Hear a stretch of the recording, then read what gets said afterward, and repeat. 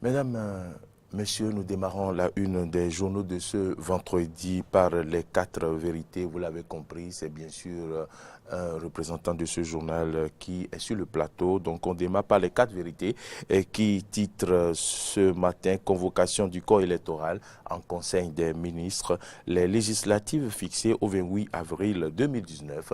Le président Talon respectueux des dispositions constitutionnelles en restant dans les délais. Toujours à la une du journal, les 4 vérités, évaluation, diagnostic intellectuel des enseignants du secondaire, tout se passera dans les meilleures conditions, dit le ministre Maounion Kakpo. Ce qui est en train de se faire, c'est pour l'avenir de notre école, de nos enfants, explique-t-il. Et un dernier titre à la une du quotidien Les 4 vérités, 22e édition de la fête des religions endogènes, l'honorable Dakpe Soussou, aux côtés des dignitaires du culte vaudon du Mono. La nation, à présent, confirmation de la notation B+, stable par standard et Poor's, la preuve que l'économie nationale se porte bien. Et puis, le journal revient également sur la fête des religions endogènes, la 26e édition, et mentionne célébration tout feu, tout flamme des divinités. Perspective pour l'économie mondiale à la une du quotidien La Nation, les performances du Bénin saluées. Le progrès à présent, visite du président de la FIFA au Bénin, Giovanni Infantino, sacré d'Afinagnon Huechenu. Voilà, le gouvernement béninois nourrit d'énormes ambitions pour le ballon rond selon le numéro 1 du football mondial. On peut également lire à la une du quotidien Le Progrès. Sculpture à l'Institut français, Sébastien Bocor expose la série Voile. Dès le 15 janvier, législative 2019, c'est à la une du quotidien Le Progrès, le corps électoral convoqué au 28 avril prochain. Nous passons à la une de Matin Libre. Matin Libre qui titre Examen national de licence des notes fantaisistes attribuées, le DEC indexé. C'est à la une de Matin Libre qui titre également 15e circonscription électorale Alimatou Badarou pris pour Talon et le Bénin. Sondage Matin Libre, législative, 13e circonscription, score serré entre Gomina et Djemba. Plus de précision dans les colonnes du journal au niveau des pages 6 et 7. On peut également lire 20e circonscription électorale à Renvoie-Bla et à Gbodjete implante le baobab. Et puis je vois un autre titre à la une de Matin Libre, dossier ICC service à la cour, arrêter la plaisanterie de supposés spoliés. C'est allié à la une de Matin Libre, la nouvelle génération, titre ce matin. Législative au Bénin, convocation du corps électoral pour le 28 avril 2019, énième promesse tenue de Talon. C'est à lire à la une du quotidien La Nouvelle Génération, 19e édition du festival Marie Wendo. Les tissus enfin disponibles. L'événement aura lieu les 26, 27 et les 25, 26 et 27 janvier 2019 à Wessé Ouagoudou. Et puis l'actualité qui revient sur la revue périodique de notation des performances économiques, la notation du Bénin B+, stable, confirmée par Standard et Poor's. Toujours à la une de l'actualité, message du chef de l'État au roi, tête couronnée et dignitaire à l'occasion de la fête du Vaudon. Talon réitère son engagement pour la promotion du riche patrimoine culturel béninois. Célébration de la fête des religions endogènes, David Kofi Aza mobilise tout boycon le CONASEB en allié stratégique du gouvernement Talon. Le matinal écrit ce matin, reconnaissant envers Talon et Omeki, Kola Ole Iji salue la réhabilitation du musée Akaba Idena. Eh bien, Kola Ole salue la réhabilitation du musée Akaba Idena. Législative de 2019, le corps électoral aux urnes le 28 avril mentionne le matinal. Le meilleur, célébration de la fête nationale des religions endogènes dans le mono d'Akpé Sossou aux côtés des dignitaires du Vaudon. Le journal écrit également élection législative de 2019. Patrice Talon convoque le corps électoral pour le 28 avril 2019. Reçu en audience par le chef de l'État, le président de la FIFA, Giovanni Infantino, apprécie les réformes sportives du gouvernement Talon. Élection de Félix Tshisekedi, j'y suis arrivé en République démocratique du Congo. La France conteste l'ONU et l'Union africaine appellent au dialogue politique. C'est allié à la une du quotidien Le Meilleur. Plus de précisions dans les colonnes du journal. L'événement précis titre ce matin de façon précise: mésentente, guerre de leadership et autres. L'opposition titube, le régime Talon fonce. C'est allié à la une du quotidien L'événement précis qui titre également la visite de Giovanni Infantino au Bénin. Le président de la FIFA invite les Béninois à se mettre au travail. L'événement du jour titre les célébrations de la fête nationale du Vaudon. Arrêtons de dormir sur la natte des autres, a déclaré Iji Kolaole. Célébration de la fête nationale du Vaudon. Arrêtons de dormir sur la natte des autres, a déclaré Iji Kolaole. Le journal revient sur la convocation du corps électoral pour le 28 avril 2019 prochain. Président Talon, une école du respect de la parole donnée. C'est l'événement du jour qui le mentionne. La presse du jour, Talon à propos des religions endogènes, la culture vaudou est l'une des plus belles richesses du patrimoine béninois. Et c'est allié à la une du quotidien La Presse du jour qui parle également des législatives de 2019, les Béninois aux urnes le 28 avril prochain, avec le soutien du ministre Dona Jean-Claude Oussou. Et Sébastien Bokor présente voile à l'Institut français du Bénin dès le 15 février. C'est aussi allié à la une du quotidien La Presse du jour. On passe à l'émergence info. Conseil des ministres du 9 janvier 2019, les palais royaux d'Abomey, Ouida, Alada et Kétou, bientôt réhabilités. Un autre titre à la une de Émergence Info. 10 janvier, dans la 5e circonscription électorale, Bernard Ouimbo et plus de 10 000 adeptes pris pour Talon. À la une de Émergence Info, table ronde des partis et mouvements politiques du bloc UDBN. L'UDBN se structure et s'organise davantage. Plus de précisions dans les colonnes de Émergence Info. Le challenge titre visite au Bénin du président de la FIFA, Giovanni Infantino, en soutien au numéro 9, meneur de jeu de l'équipe du Bénin. Convocation du corps électoral le 28 avril prochain. Ce titre revient aussi à la une du quotidien Le Challenge. Les populations saluent le sérieux, l'engagement et le centre d'organisation du Talon. Sous la rupture, il n'y a pas de report stratégique. Dynamisme Info titre: après la convocation du corps électoral pour les législatives, les réglages qui s'imposent à Talon pour éviter de voir la victoire lui filer entre les doigts. Et c'est ça lié à la une du quotidien Dynamisme Info. Pour plus de précisions, à la page 3.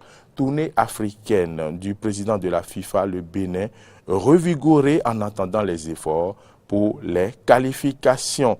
Et puis le grand quotidien à présent qui parle de l'offensive diplomatique sous Talon. Le président FIFA, Giovanni Infantino, est descendu au Bénin. Gianni, autant pour moi. Infantino est descendu au Bénin hier, des retombées pour le Bénin sportif. Forte mobilisation autour de Aranville Bla et Agbo Djé, le grand quotidien en parle. Tournée politique de l'Union progressiste dans la 20e circonscription électorale des taureaux sous le Baobab. Nous allons passer à présent à la une du quotidien Les Pharaons, qui titre également Fête du 10 janvier, le message de Patrice Talon aux adeptes du Vaudon, religion endogène au Bénin, le CONACEP désormais allié et partenaire stratégique de Talon. Dans l'Atlantique, Bernard Wimbo, la culture et le Vaudon à Tofor et à Lada. Enfin, pour finir, la une des journaux. Nous allons lire les unes du quotidien Nord Bénin Info, qui titre Jubilé des 75 ans d'évangélisation de Parakou, ouverture des festivités jubilatoires à Komigéa. Et voilà, commissariat du 2e arrondissement de Parakou, Charles Kidé-Doron, vulgarise le concept de police communautaire dans le quartier Bamora. On revient maintenant sur le quotidien qui est bien sûr à l'honneur aujourd'hui, c'est bien les 4 vérités. On revient sur ces titres, les 4 vérités qui titrent ce matin convocation du corps électoral en Conseil des ministres, les législatives fixées au 28 avril 2019, le président Talon respectueux des dispositions constitutionnelles en restant dans les délais impartis.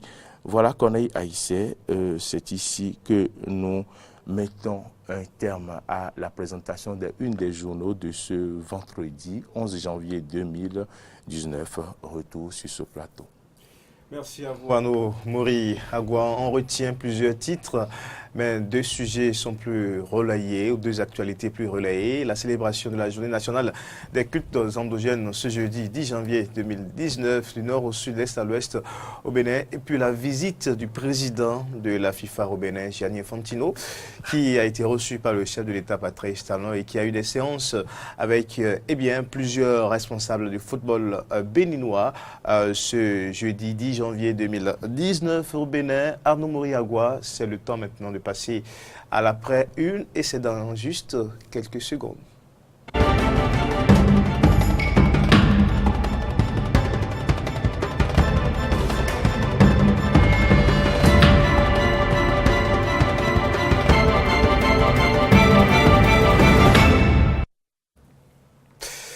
Instant décryptage de la une ou des titres des quotidiens parus. Aujourd'hui, nous sommes allés dans la rédaction du quotidien Les 4 vérités. Il est avec nous, un journaliste de ce quotidien, Arnaud Mori Agua. Oui, il est bien sûr sur ce plateau. On attendait le directeur de publication, certainement empêché, le rédacteur en chef aussi, mais le directeur de publication a pris le soin de nous envoyer un journaliste de ce quotidien. Il a nom Roméo Tossou, il est journaliste, je l'ai dit, au quotidien Les 4 vérités. Roméo Tossou, bonjour. Oui, bonjour chers confrères. Et merci d'avoir accepté notre invitation, l'invitation du quotidien Les 4 vérités, votre première télévision. Évidemment. Dites-nous, quelles sont vos impressions? Bon, en fait, mes impressions, je pense, comme vous venez de le dire, c'est ma première télévision. Et une fois, après avoir mis mes 2 pieds ici, je me sentais un peu dans un monde étranger, il faut l'avouer.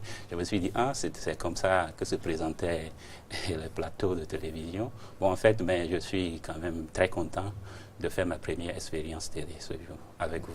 Première expérience télé avec Eden TV, soyez décontractés, ce n'est qu'une question d'habitude, mais soyez décontractés, il n'y a pas de problème.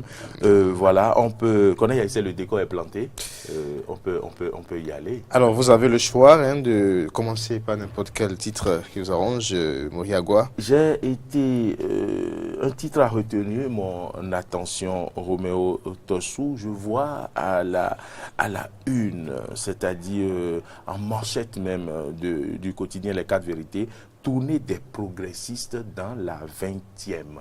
Christelle Roudonougbo en soutien à renvoyer Bla à Godjete via nous, point de suspension. Que voulez-vous dire à travers ce titre? Au fait, comme vous-même vous le savez, les élections législatives s'annoncent à grands pas et chaque parti affûte les armes pour pouvoir affronter ces élections-là et pour pouvoir aussi gagner beaucoup de points au niveau des électeurs. Au fait, Christelle Roudonougbo, comme vous venez de mentionner son nom, elle est membre du bureau politique de l'Union progressiste. Je pense que c'est à ce titre qu'elle est souvent aux côtés des siens pour les accompagner, les soutenir, pour montrer que les membres de l'Union progressiste sont unis et sont avec eux. Et ce titre, si vous le permettez, parle de Christelle Roudonougbo qui est en soutien, et au lieu de parler en fait de présenter cette Christelle Roudonougbo comme étant un mandaté par le bureau du parti pour aller vers ses députés de la 20e circonscription. Pourquoi cette récupération ou cette façon d'aborder l'information? Au fait, c'est l'angle que nous avons voulu et la langue que nous avons choisie.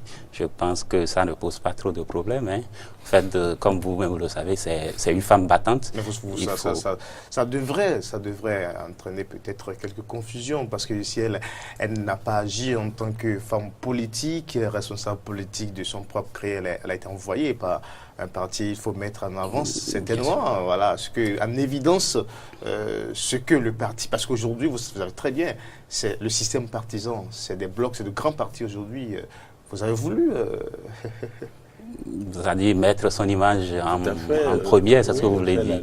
Bon, c'est ordinaire. Un peu de communication Bon, je ne dirais pas ça, mais c'est une information. Mais vous savez, par exemple, si le gouvernement fait quelque chose, par exemple, des fois, on cite le nom du président, tout en sachant que c'est l'ensemble des ministres. Donc, c'est quelque chose de ce genre, en fait. Alors, on va partir sur la convocation du corps électoral en Conseil des ministres, les législatives fixées au 28 avril 2019. On mentionne, le journal mentionne, le président Talon est respectueux des dispositions constitutionnelles en restant dans les délais impartis. Évidemment.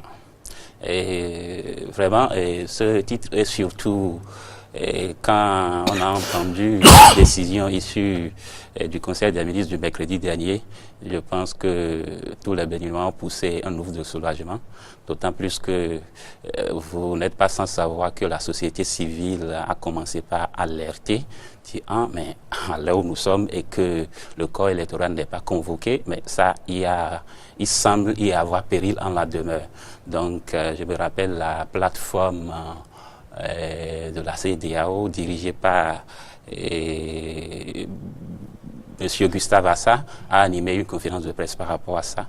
Et heureusement que le chef de l'État a d'abord pris l'engagement devant les corps diplomatiques représentés ici au Bénin qu'il va convoquer le corps électoral d'ici peu. Et chose faite, quelques heures après, il a joint l'acte à la parole. Donc, je pense que ça a permis de lever l'équivoque et ça a permis aussi, ça dit genre vous m'excusez l'expression, de clouer un peu, je ne sais pas si c'est l'expression que je vais utiliser, de clouer le bec aux oiseaux de mauvais augure. Mais est-ce qu'il y avait de raisons de craindre une convocation du corps électoral? C'est quand même une disposition constitutionnelle. Et puis ce matin, dans la presse, il y a des quotidiens, c'est vrai que vous êtes un peu, vous êtes resté beaucoup plus simple dans votre style, beaucoup plus proche de la réalité, mais il y a beaucoup de quotidiens qui parlent. C'est comme si en réalité ça a été une promesse. C'était un exploit. Alors que c'est une disposition constitutionnelle et le chef de l'État ne peut pas décider de faire autrement. Tout à fait. Oui, au fait, pour moi, c'est une méconnaissance de nos tests. Parce que quand vous prenez l'actuel code électoral, le code électoral qui est actuellement en vigueur, en son article 243, si j'ai bonne mémoire, ça dit quoi? Ça dit le corps électoral est convoqué dans les 60 jours. Mais malheureusement, je me suis dit, est-ce que nos chers compatriotes n'arrivent pas à comprendre l'expression dans les 60 jours-là, ou bien ils n'ont même pas du tout connaissance de cet article? Pour certaines personnes, ceux que j'ai eu à aborder, ça dit pour eux, pour elles, j'allais dire, le chef de l'État est en train de faire un jeu et il ne veut pas convoquer le corps électoral, il veut prolonger le mandat de ces députés qui sont, entre guillemets, acquis à sa cause pour pouvoir mieux bénéficier, je le sais quoi. C'est toutes ces inquiétudes-là et aussi, il y a une crise de confiance, si je peux l'exprimer. Les gens ne croient plus trop à certaines choses. Ça dit aux actes que pose le gouvernement. Donc, il se dit, mais ceux-là, où est-ce qu'ils nous amènent? Depuis là, ils ne convoquent pas le corps électoral. C'est comme une frange minime, si on doit... Une frange minime quand même, puisqu'il y a beaucoup de promesses qui ont été tenues déjà par le président, le régime actuel. Et Corneille Aïssé, on constate que nos confrères ont fait carrément de la récupération. On parle de président Talon, une école du respect de la parole donnée, des titres mentionnés. Parce que le président a convoqué le corps électoral. On ne comprend pas juste parce que le président... Quelle est votre appréciation? Oui, mais vous savez, je pense que ce n'est pas mauvais de féliciter le président quant à cette prise de décision, quant à la convocation du corps électoral. Parce que vous savez, nous sommes en Afrique et ils pouvaient ne pas le faire aussi. Ils pouvaient ne pas respecter nos tests. Parce qu'on est en Afrique. Parce qu'on est en Afrique. Le Bénin est quand même un pays particulier en Afrique avec cette stabilité que nous avons. On l'a démontré déjà sur plusieurs élections. Bien sûr, mais quand même, vous savez, ça ne commence pas à arriver. Et puis nous avons quand même un président qui n'est pas comme d'autres présidents en Afrique. Vous le savez très bien. Évidemment. C'est ce que nous disons, c'est nous notre avis, mais l'avis de certains concitoyens n'est peut-être pas ce que nous pensons ou ce que nous imaginons de la chose. Donc je pense que mettre le président Talon, c'est-à-dire, ou bien le féliciter par rapport à cette prise de décision, je pense que c'est pas mauvais. C'est au fait l'encourager aussi à comment dit-on, à respecter ou bien à obliger les Béninois ou bien à amener les Béninois à respecter nos dispositions légales. Je pense que c'est dans cette optique que les confrères ont... Et puis, on va rester un peu collé à l'actualité. Pour la première fois au Bénin, notre pays a reçu la visite de travail d'un président de la FIFA. Et cette fois-ci, c'est Gianni Infantino. D'autres journaux ont titré Giovanni. Vous l'auriez entendu, j'ai tout le temps dit Giovanni au cours de la une des journaux. Mais Gianni Infantino et Talon ont signé un mémorandum. Dites-nous quelle appréciation faites-vous de cette avancée diplomatique, si cela l'était? Si cela l'était vraiment, comme vous venez de le dire, je pense que c'est une tournée africaine du président de la plus grande instance du football mondial. Et il a passé par notre pays voisin, le Togo, avant de nous joindre ici. Je pense que c'était hier, le 10 janvier. Comme c'est une tournée, il est là, pour s'informer de comment le foot se gère à l'intérieur de nos pays africains et pour pouvoir, comment dit-on, prêter main forte aux dirigeants nationaux de ce sport. Je pense que c'est quelque chose de ce genre. Donc, et surtout, comment vous l'appelez, ce cadeau, le numéro 9, qu'il a eu à donner ou bien à offrir ce maillot au président Talon. Vous savez, ça signifie beaucoup de choses comme vous l'auriez constaté. Comment vous l'interprétez? Comme quoi, par exemple, oui. Ça signifie beaucoup de choses comme quoi, par exemple? Pour moi, c'est pour dire que mais, cher Président, nous sommes à l'extérieur, mais nous vous avons à l'œil. Nous voyons que les actes que vous posez chaque jour sont des actes à poser, sont des actes adéquats. Nous vous considérons comme, nous le savons, dans le sport roi, c'est le numéro 9, c'est celui qui mène le jeu, oui, celui qui distribue le truc là. Donc on vous prend comme un leader, et un leader à suivre. Donc c'est juste un encouragement à mieux faire et à aller de l'avant, surtout dans les réformes, et précisément ou bien particulièrement dans les réformes liées au football béninois. Je voudrais repréciser qu'on sait que le numéro 9, c'est l'avant-centre. C'est lui, c'est le numéro 10 plutôt qui est le meneur de jeu, qui distribue le ballon. Le numéro 9, lui, il est là pour l'attaque, pour mettre des buts, pour faire secouer le filet. Donc, je pense, vous l'avez dit, hein, le président de la FIFA veut dire à travers ce maillot certainement, Monsieur le Président, vous avez dit, nous vous tenons à l'œil, donc mettez beaucoup de buts, faites-nous plaisir à travers votre attaque, à travers vos actions, certainement. Et donc, on ne veut pas le laisser partir. Pas justement. Alors, cette visite, c'est vrai que les journaux ont relayé l'information, on a beaucoup plus parlé du côté diplomatique. Mais qu'est-ce que la visite du président de la FIFA peut amener réellement au football béninois, quand nous savons que nous sommes habitués à ce que vous savez très bien, c'est des humiliations, c'est des défaites pas possibles. Les écureuils, c'est quand on les attend le plus qu'ils déçoivent beaucoup. Ce public sportif béninois a beaucoup de frustration, malgré tout ce qui se passe, tout ce qu'on fait avec les divisions au sein des instances dirigeantes de football béninois. Qu'est-ce que la vie de Gianni Infantino peut apporter réellement? Vous savez très bien que nous sommes à quelques semaines de l'ultime match pour le Bénin, pour la qualification CAN 2019 qui va se tenir désormais en Égypte. Alors, qu'est-ce que cela nous apporte réellement dans la situation du football béninois? Bon, qu'est-ce que ça nous apporte? Bon, je ne pense pas que ça va nous apporter grand-chose, hein, mais bon, ça peut constituer un stimulant pour les acteurs du domaine. Et surtout pour... C'est vrai, ça réchauffe les liens entre la fédération, les instances le gouvernement et la FIFA.